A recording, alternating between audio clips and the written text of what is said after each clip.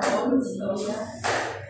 Vamos dar início à banca de Lana. Eu sou da Lani, sou professora de Lana, orientadora. Prazer estar aqui com vocês numa banca, na segunda banca presencial da minha trajetória no PPGDI, que quando eu comecei minhas alunas começaram a defender, foi na pandemia, entre 2020 e 2021. A gente começou a fazer qualificação e a primeira defesa que eu participei como orientadora foi na pandemia. Aí agora você e Candice estão insistindo, não vamos fazer presencial, vamos a gente retomar. Candice, a gente conseguiu fazer híbrida, demorou um pouquinho para começar, a internet caiu. Caminhos é diferente. Teve essa questão, assim, né? A internet, que ela aumentou, foi voltando para a pandemia. Mas vamos dar início à banca de Lana Marques, a dissertação com o título. Cadê o título aqui? Vida financeira e saúde mental de mulheres solteiras após pandemia de Covid-19 em Salvador. Lana, então você tem entre 20 e 30 minutos para fazer sua exposição. E aí eu passo a palavra para a banca, a professora Lina, já agradecendo a presença. E a professora Márcia, ela não pode estar aqui por questão de saúde, ela encaminhou o parecer, eu vou ler o parecer em seguida. Muito obrigada. Muito obrigada, especialmente a professora Mãe, que é uma excelente orientadora que pontua todas as necessidades de melhora, de reflexão, parágrafo por parágrafo. Para mim isso é riquíssimo, isso combina muito com o meu jeitinho de ser.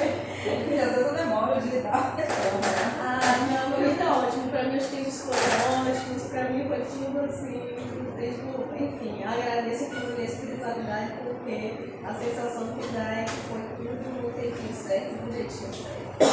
Então, assim, eu inicio, né, agradecendo a toda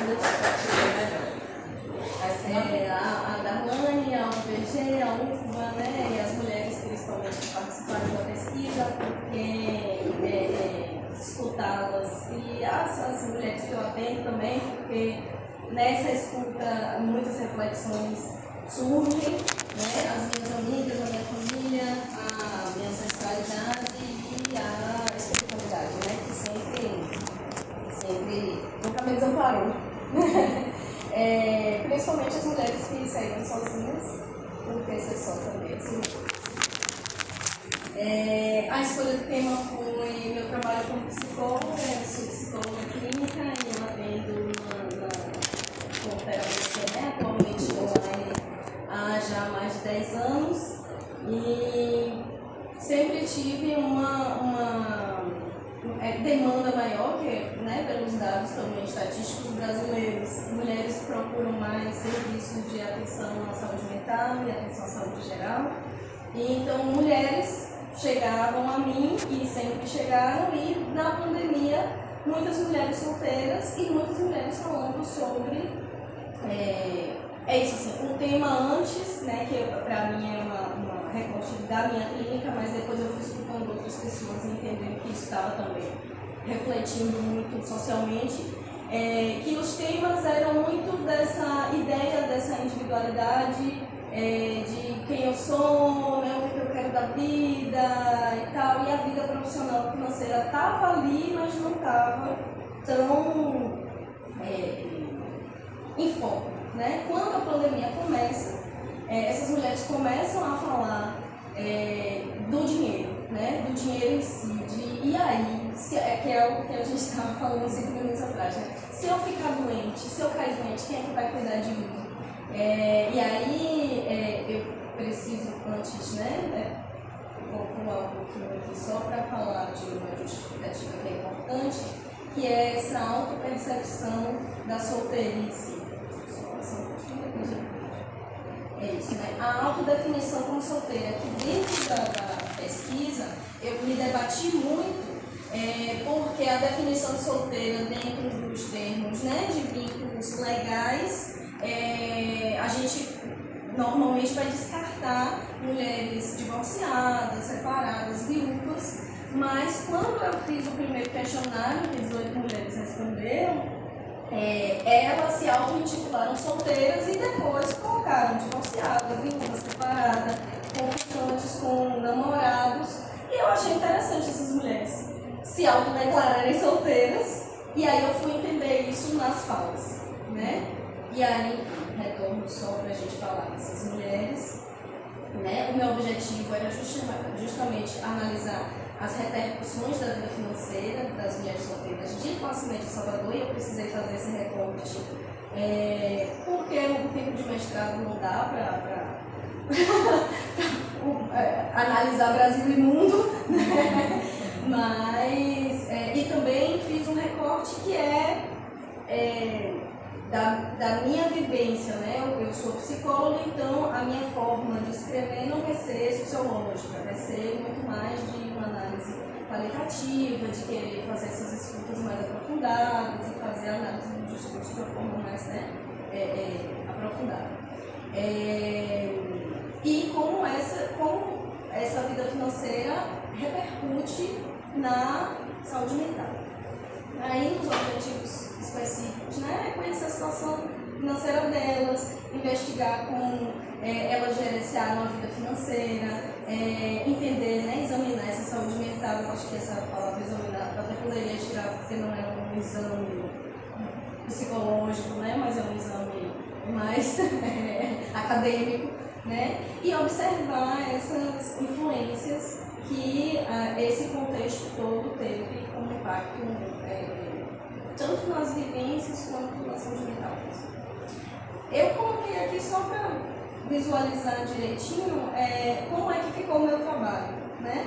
Eu apresento, meu trabalho ele começa com a apresentação, né, do texto, e aí eu falo sobre saúde mental, depois eu falo sobre mulheres e trabalho, e aí depois eu falo sobre esses dados, sobre essas mulheres. E eu escolhi, nos capítulos de análise dos dados e das falas das participantes, utilizar frases que foram elas que falaram nas entrevistas. Então, o bicho pegou, resumindo a história, né, Ilana? O bicho pegou, isso foi uma fala. Solteira sim, sozinha nunca, outra fala. E a outra também, que é na mesma pegada da ideia da solteirice, né? Eu preciso desse momento só, né? E o medo era uma constante como um entendimento de como a pandemia impactando. Enfim, como meu referencial teórico, eu vou pincelando ao longo da minha fala, mas eu utilizei, né, gênero, interseccionalidade, trabalho, né, pensando em como o capitalismo, inclusive saúde mental e trabalho, vão afetando a vida das mulheres, principalmente, né, que foi o que eu me debrucei mais, sobre a ideia de família, a ideia do que é ser mulher, a ideia da solteirice e a saúde mental voltada para o gênero. Como metodologia, eu inicialmente distribuí um questionário fechado, bem simples, né, fazendo um socioeconômico básico ali, né, de entender quem eram essas mulheres, para fazer uma triagem depois.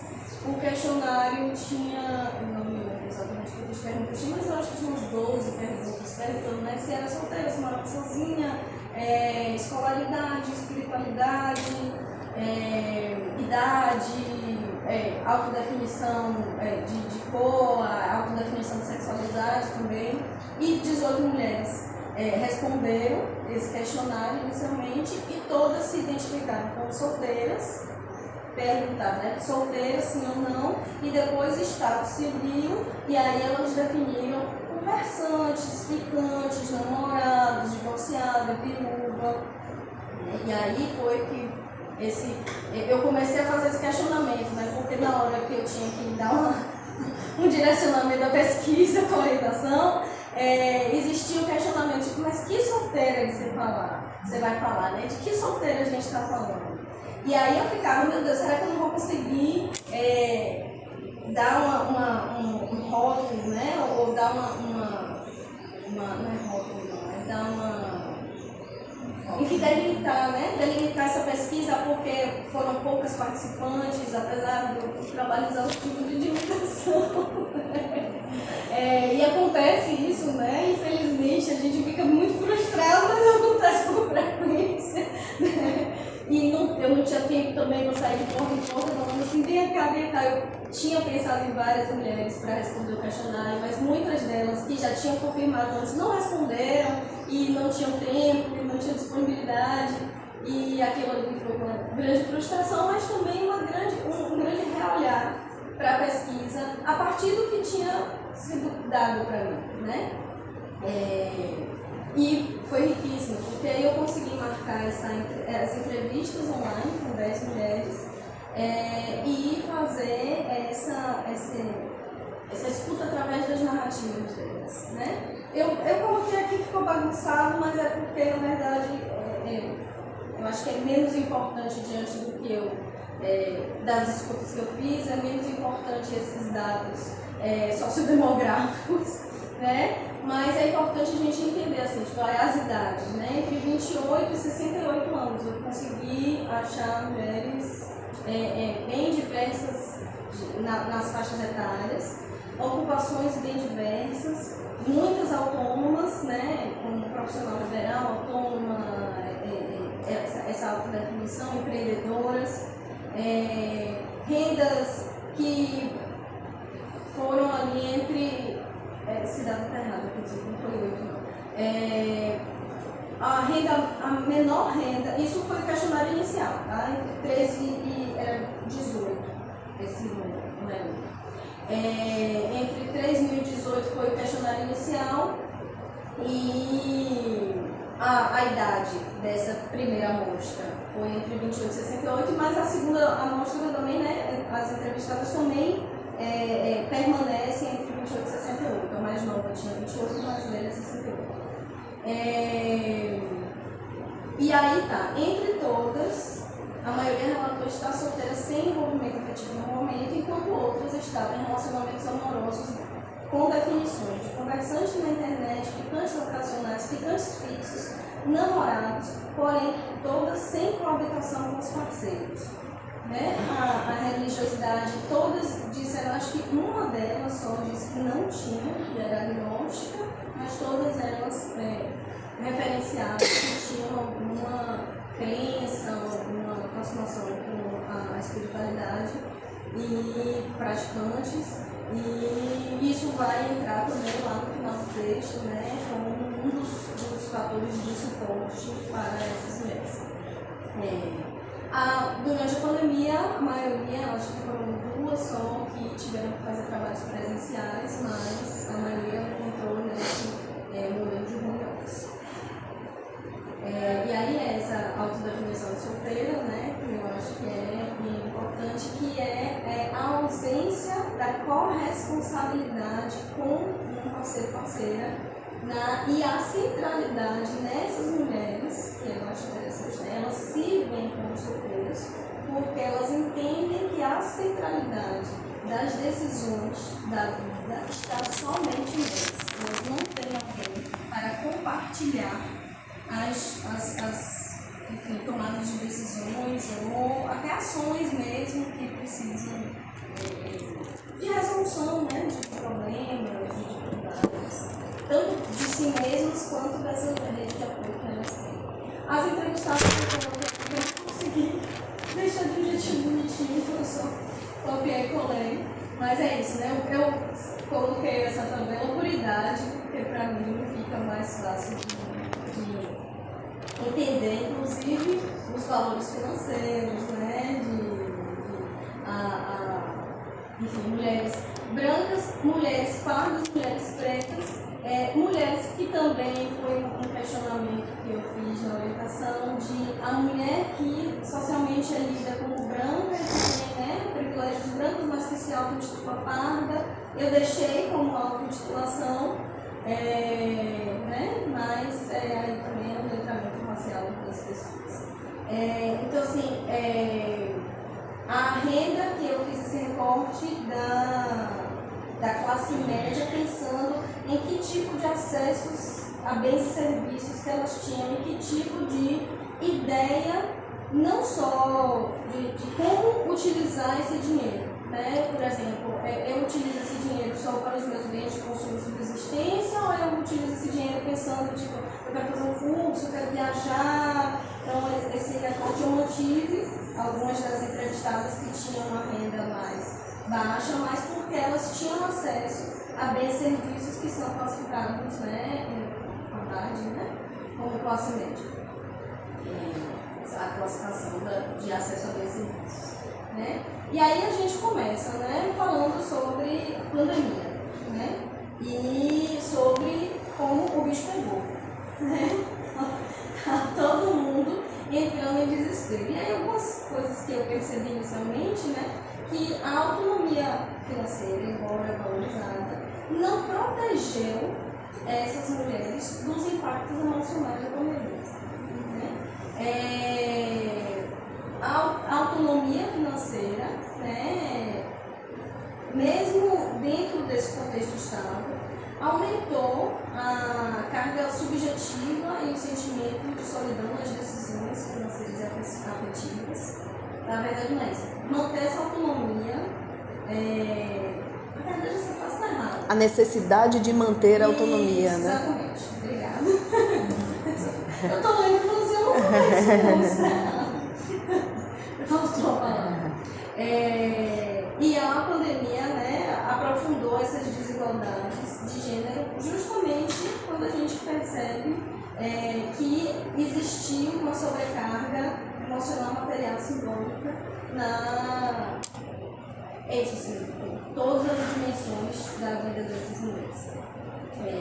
Então, para muitas delas, ser solteira significou enfrentar sozinhas as crises e as desigualdades que atravessaram elas naquele momento. E aí eu trago uma frase de Heloísa, que é uma menina que eu atendi. E aí ela, nesse momento das entrevistas, eu não estava atendendo ela novamente, mas agora ela já está sendo atendida por mim novamente. E eu acho interessante que algumas das mulheres entrevistadas, né, quando eu divulguei a pesquisa, aí elas só não fazia questão de vir falar para você o que é que eu passei. Então, ela fez questão de falar para mim o que é que ela passou. Ela é uma pessoa branca, que tem uma renda bem variável, e no momento da pandemia ela estava terminando uma graduação que ela concluiu recentemente, e que ela ela é uma solteira com ficante fixo, né? Só que esse ficante ela encontra ocasionalmente e não tem relação com a família, não tem relação, que é essa relação que é colocada nesse lugar de namoro, né? De ser alguém que se apresenta à família e tal. Então ela tem ficante fixo há muito tempo, mas inclusive nas necessidades da vida ela faz tudo sozinha. Ela cuida de uma sobrinha que tem uma necessidade social e psíquica bem demandante, mas ela teve que lidar com tudo sozinha, né? Ela já lida com tudo sozinha desde os 14 anos, aí na pandemia ela teve que lidar muito mais com tudo sozinha e com as variações financeiras que aconteceram no período. Antes da pandemia, ela tinha uma renda que ela acumulava bolsas de estudo, trabalho, bolsas variadas, né, auxílios, e ela conseguia fazer uma renda ali liberando os 4.500. No questionário ela coloca, né, como 1.500, mas é porque é de uma renda que ela recebe. Durante a pandemia, no primeiro momento, ela se sente extremamente angustiada, porque ela acha que vai perder essa renda, porque ela tinha estágio, tinha bolsa, isso aqui tudo foi cortado no primeiro momento, e aí ela passou uns 15 dias em desespero, e só que aí logo depois existiram justamente esses rearranjos a partir das necessidades, que tudo se tornou online. Então ela tinha um conhecimento, que aí ela foi começando a ser contratada estágio que ela estava, foi contratada como profissional carteira assinada para dar suporte aos professores na escola, conseguiu vários bicos, várias coisas, então conseguiu manter a renda. Né? Mas a fala dela, ela que fala, né? Isso aí, Lana, o bicho pegou, eu tinha que dar conta de tudo, eu tinha que fazer as coisas darem certo, não tinha quem ajudasse, a família dela também não está presente para um cuidado com essa sobrinha, então ela é autônoma, independente, solitária, para tudo que precisa. Né? E aí aqui ela relata um pouquinho, né, de como foi, né, a suspensão de contrato, né, e a insegurança. E aí ela fala, dentro da nossa realidade, você bem conhece os aspectos da minha realidade socioeconômica, o impacto foi em vários campos. No campo financeiro, com a suspensão do contrato e, consequentemente, no campo mental.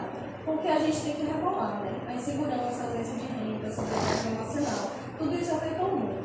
Na época, eu me via sem perspectiva, tentando encontrar alternativas sem saber direito o que fazer. E é isso, esse primeiro impacto da pandemia, né? A gente estava falando aqui desse primeiro momento.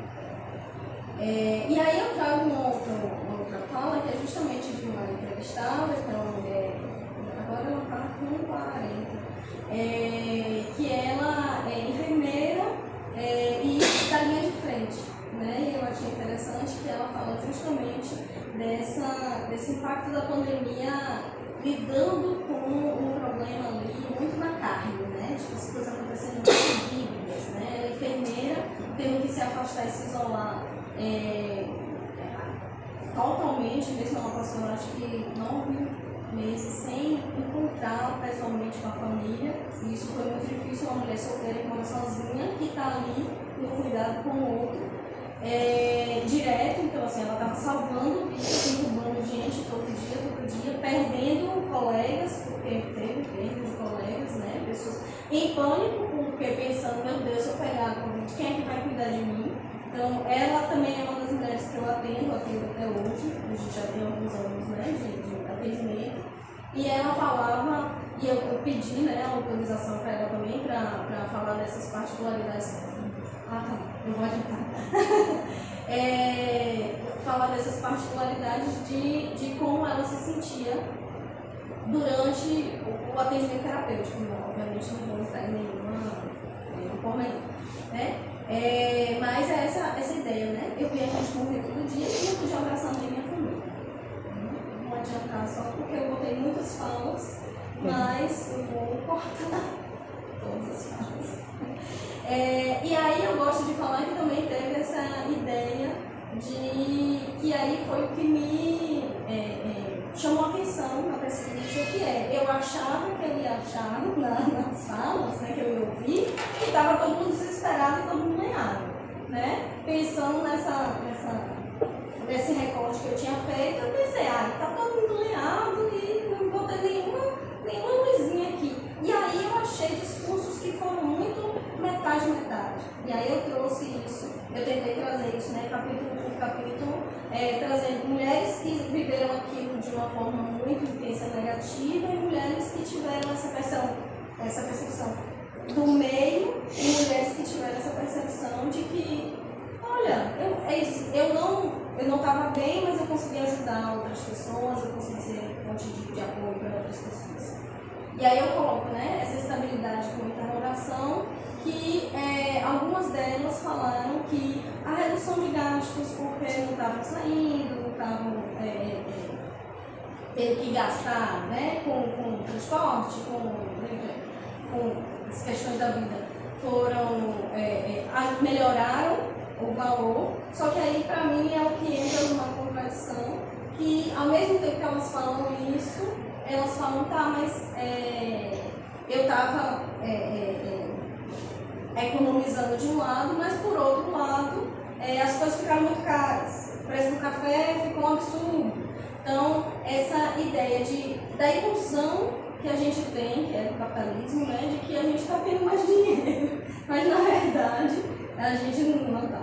Né? E como isso foi impactando elas, tipo assim, ela fala aqui, né? Agora a gente sabe que em termos de alimentação e outras despesas, tudo aumentou, né? Então, por mais que o trabalho estivesse bem, ainda existiam essas questões. Mas no geral eu não posso reclamar. Então é eu gosto de pensar que essa ideia fácil, essa falácia do capitalismo, de que eu estou te dando R$100 a mais, mas na verdade eu botei o café, né, aumentou 500%, então no final das contas eu vou ter que pegar esses R$100 e gastar no café, né?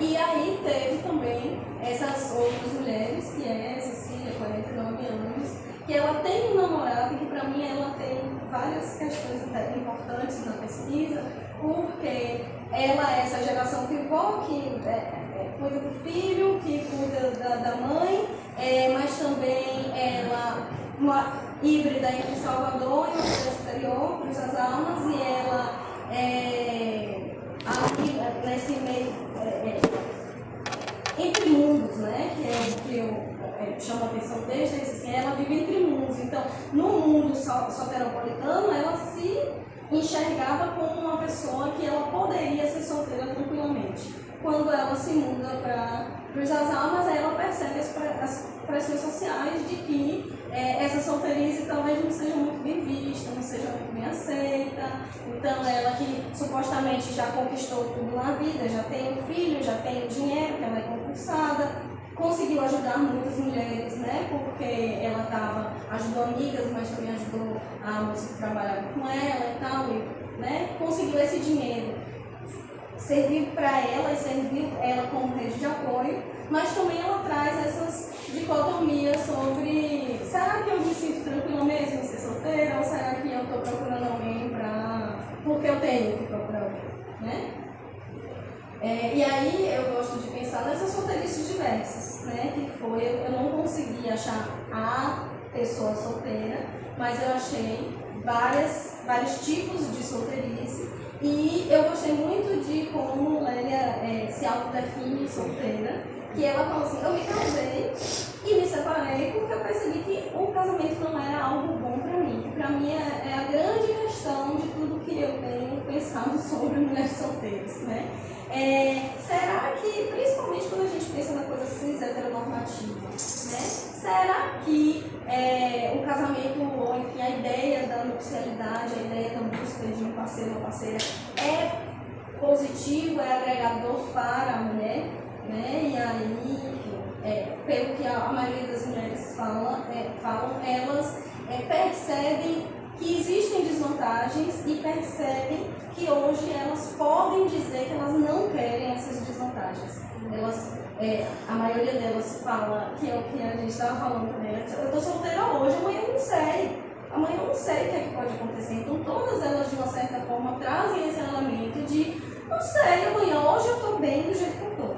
Mas amanhã pode ser que eu ache alguém que seja bacana e que eu queira, né? Mulheres, inclusive, que eu falei do heteronormativo, mas isso passa pelo discurso de todos.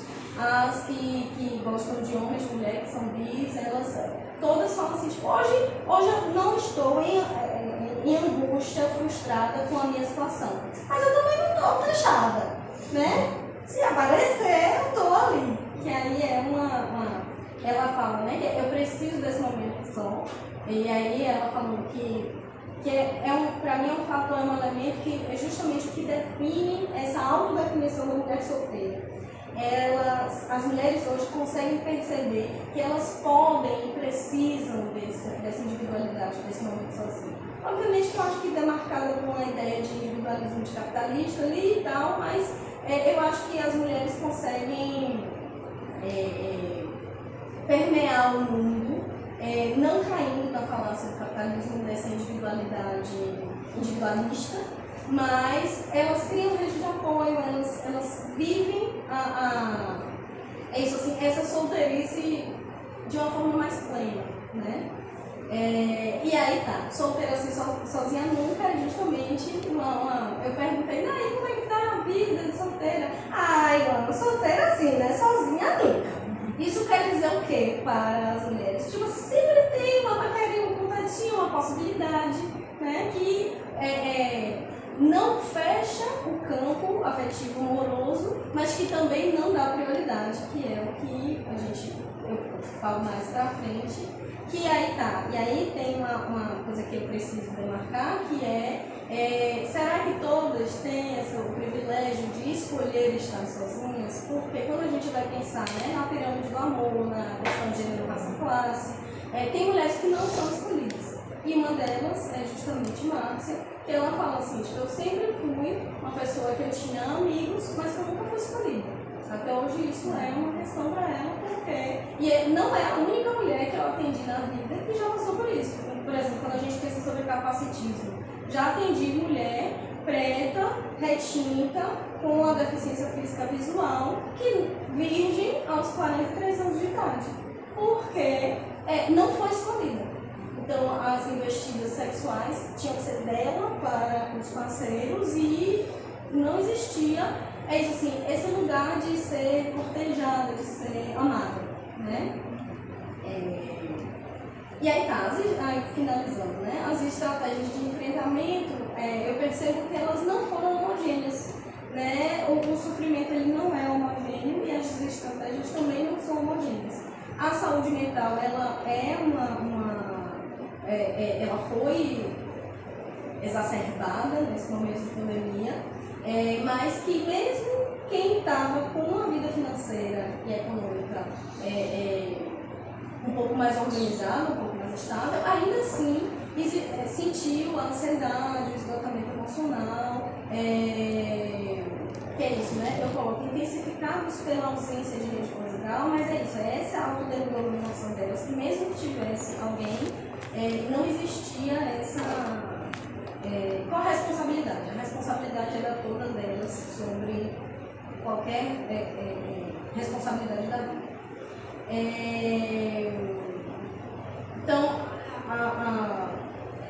para mim, isso reforça, né, as desigualdades de gênero e visibiliza esses projetos individuais, porque sempre coloca essa mulher no lugar do cuidado para o outro, né? Então, para mim, a ideia de ser solteira tem muito a ver de as mulheres estão conseguindo perceber que elas são sujeitas, né? E que elas podem olhar para elas e dizer não.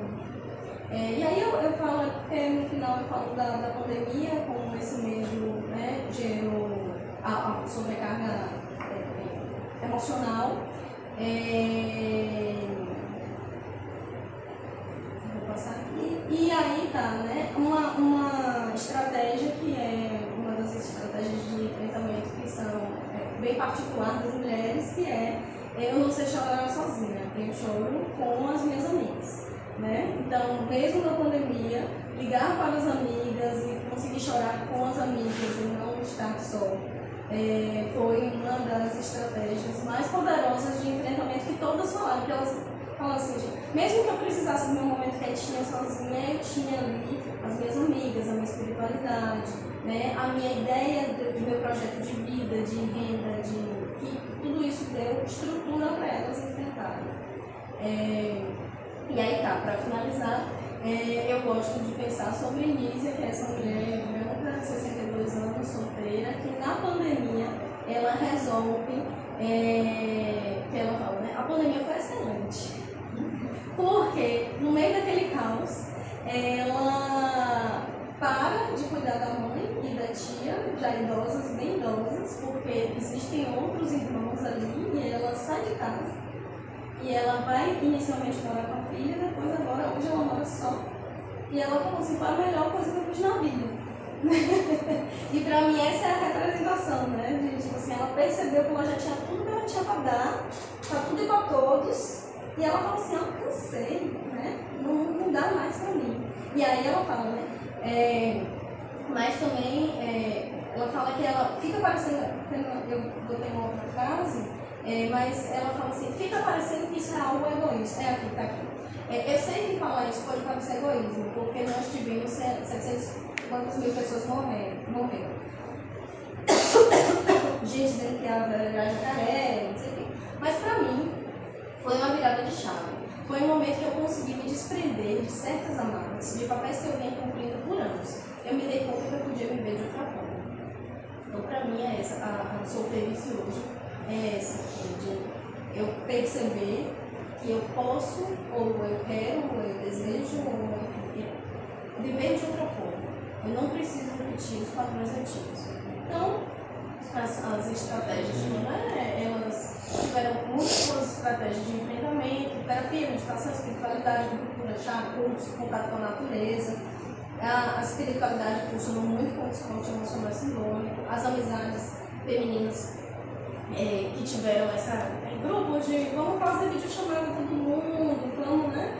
Espaço de escuta, de show, a reinvenção da rotina, como crochê, desenho, escrita, criar pequenas metas, como micro-resistência e autocuidado, né?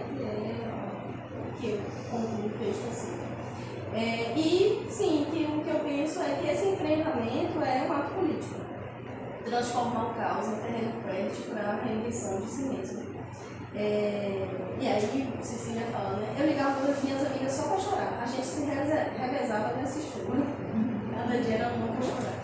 E aí, finalizando o portal, a saúde mental das mulheres solteiras está profundamente entrelaçada às dimensões econômicas, afetivas e simbólicas que estruturam suas vidas. A vida financeira emerge não apenas como um dado material, mas como um território de disputa e afirmação. Sustentar-se é também resistir. A experiência da mulher, a experiência da solteirice revela-se assim como um espaço de autonomia e reconfiguração dos sentidos, um gesto de desobediência afetiva que rompe com a lógica da falta e reivindica o direito de existir fora da norma conjugal. Ser só, nesse contexto, não é ausência, mas potência. É caminhar por conta própria, reinventando modos de viver, cuidar e permanecer inteira